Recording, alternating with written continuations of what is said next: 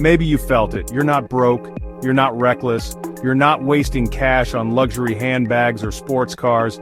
In fact, you make good money, maybe even six figures, but every month ends the same way. You're tired, you're stressed, and somehow, you're still behind. Where does it go? How does it slip through your fingers so fast?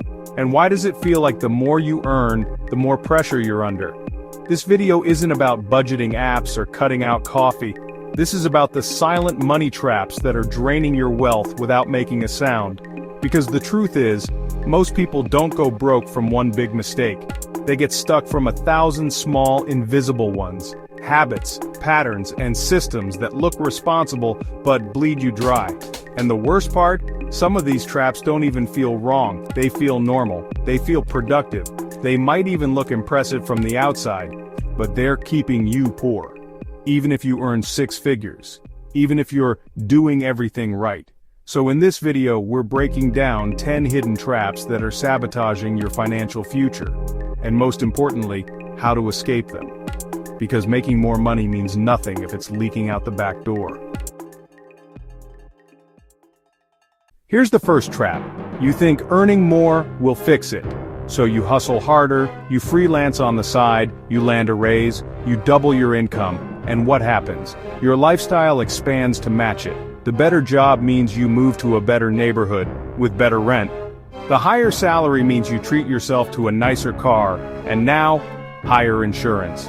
The long hours make you order more takeout, outsource chores, or pay for convenience to survive the schedule. You didn't blow your money, you escaped your stress by spending it. And that's the trap. When your spending becomes a coping mechanism for the pressure of earning more, you're in an endless cycle of survival. Your income rises, your lifestyle inflates, and you stay stuck. This is called lifestyle creep, but most people don't creep, they leap. One income jump leads to 5 new monthly expenses, and suddenly you're back at zero. So what's the fix? You have to uncouple your income from your identity. You have to stop using money as the bandage for burnout. And you have to make sure your upgrades are based on values, not exhaustion. Before you increase your spending, ask yourself, am I buying this because it adds peace or because I can't take the pressure anymore? That one question can save you thousands. Trap 2. Everyone says automation is smart. Set your bills to autopay. Invest on autopilot. Build credit automatically. Save without thinking. Sounds efficient, right? Until you realize you're automating things that shouldn't be happening in the first place. That $18.99 subscription, you haven't used it in months. That free trial you forgot about, still billing you. That insurance you outgrew last year, still deducting every month. But here's the thing. You don't notice. Because it's automated. You feel productive because money is moving, but it's silently moving in the wrong direction. This is the trap.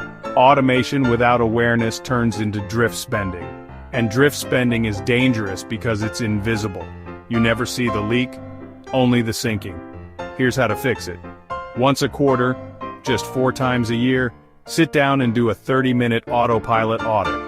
Pull up your bank account and credit card history. Look for anything that's recurring, silent, or forgotten. Ask yourself 3 questions. Am I actually using this? Is this still aligned with my needs right now? Would I sign up for this again today at full price? If the answer is no, cancel it. Not later. Not when you have time. Right then. You don't need more automation, you need intentional automation, and that means pruning what's silently draining you. Trap 3.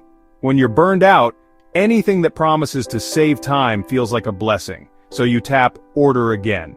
You upgrade to the express version. You hire help. You outsource the errands. None of these are bad.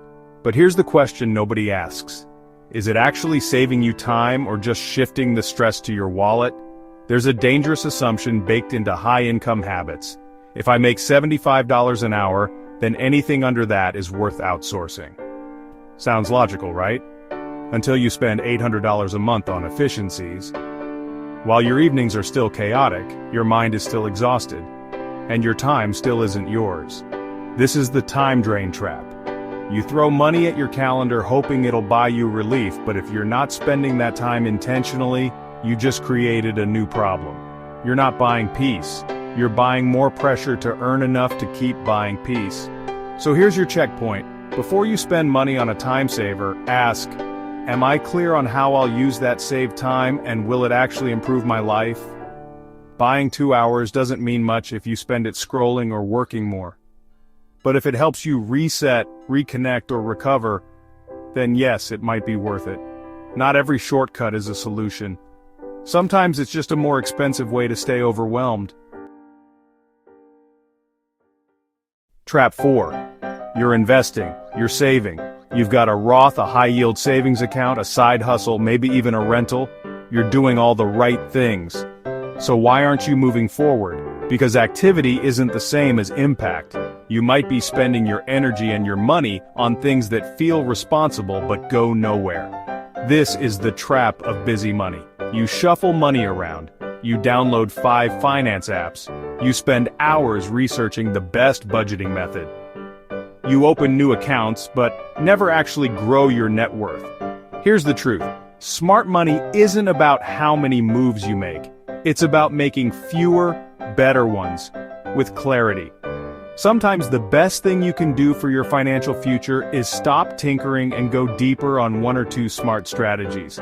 Because real growth isn't sexy, it's often slow, boring, and invisible until it's not. So what do you do instead? Stop chasing noise.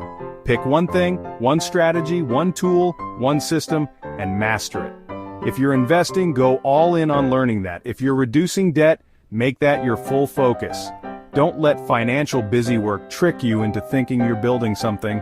If this is making you rethink your money habits, do me a favor, hit the like button and subscribe for more no-fluff breakdowns like this. Now let's talk about Trap 5, and this one might sting a little. You're not behind on payments. Your credit score is solid. You've got everything under control. So, why rush? That's the thinking, and that's the trap. When you make good money, debt starts to feel manageable. You've got the monthly minimums on autopay. You're not drowning, so you stop treating it like a fire. But here's the hard truth. Interest doesn't care how calm you feel. That $7,000 credit card balance at 21% APR. If you're only making minimum payments, it could cost you over $10,000 in interest before you're done. Even low-interest debt adds up when you carry it for years.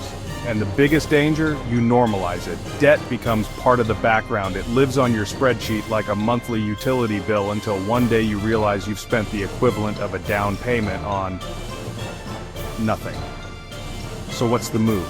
If you have debt, prioritize speed, not comfort. Don't just manage it, attack it. Every extra payment is pure profit.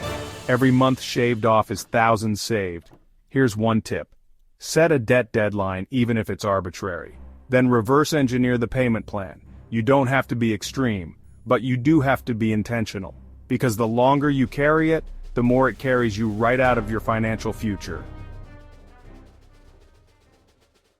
Trap 6. Let's talk about a sensitive one. You're generous. You pick up the tab. You help out family.